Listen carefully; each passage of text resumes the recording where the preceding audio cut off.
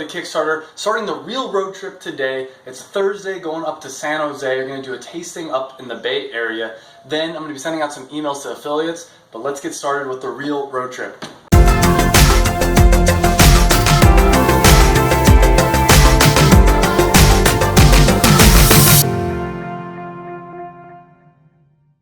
So we got the setup here, we got the GoPro, got the beautiful girlfriend driving over here, helping me out so I can do a little bit of work. She actually organized the back seat here, so it's a little bit more organized, but got some great views. It's interesting because you look outside, and the last time I was up in the road, did the road trip up to the Bay Area, it was a lot greener, and everything's kind of dying off. It's just May 1st or June 1st right now, and it's already dying off. She told me, actually, I did not know this, but I found out that the reason it's called the Golden State, supposedly at least one of the reasons, is because of all this shrubbery that turns golden during the summer months. So, in the middle of the road trip here, got some cool stuff going on.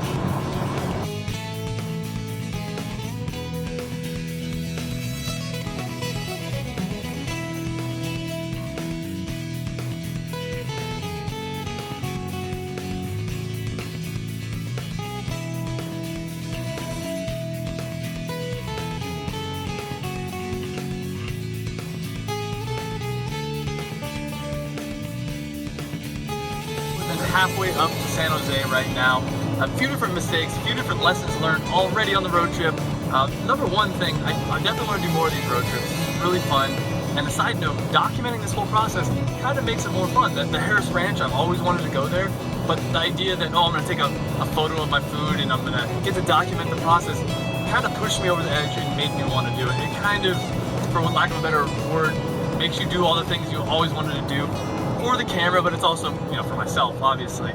So that's one of the cool lessons learned, is that this is kind of a fun process, but some of the bad things, some of the mistakes is, one, I forgot to wash the windshield. There's a ton of bugs all over right now, so the little GoPro is having some issues.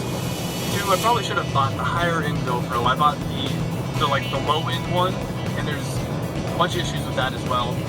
The way it records time-lapse videos is not very good. I have to do a lot of conversions on the back end. So that's one of the things I'm definitely going to try to fix in the future.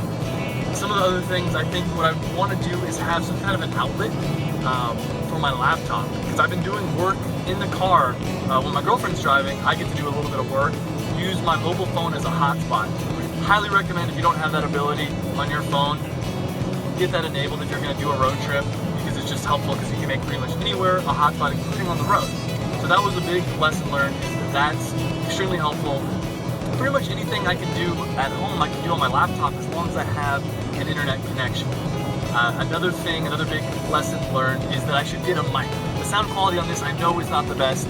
Keep watching. I'm going to try to get an adapter for the phone so I can get mic'd up so the sound quality will be a little bit better. I will hopefully get that in the next day or two, but that's one of those things. I want to start making higher quality videos throughout this whole process. I've had a number of people email me and say, hey, thanks for sharing these videos, it's inspirational or whatever. You know, to be honest, I think it's just fun. I don't do it necessarily to inspire people. It's just kind of a fun process, though that is an added benefit if people enjoy watching this and they decide that they want to make their own company. So anyway, send me an email if this inspires you, if this in any way helps you out. Travis@effectiveecommerce.com. I love hearing from people, especially when they're saying good things about what I do. So that's some of the lessons learned. We still have a lot of road trip left today. Probably about another hour and a half until we get to San Jose. Gonna try to do the tasting. Gotta still find a gym, and we just applied for an Airbnb. They have to accept our request. So that's another mistake. We're gonna try to start doing that a day or two ahead of time. That way we know where we're gonna stay. We're not finding out the same day. So that's it so far.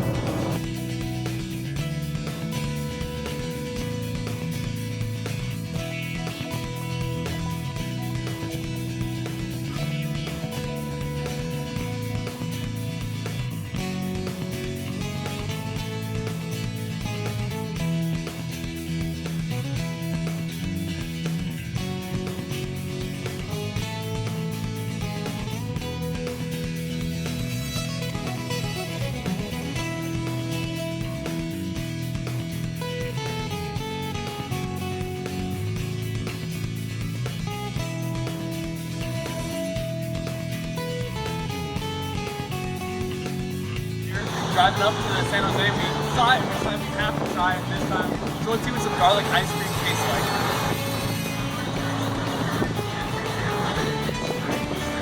Ice cream taste test. See how it tastes. Not bad. Tastes like vanilla with a little bit of garlic. Kind of what you would expect. I was kind of hoping it'd be a little bit more garlic, to be quite honest.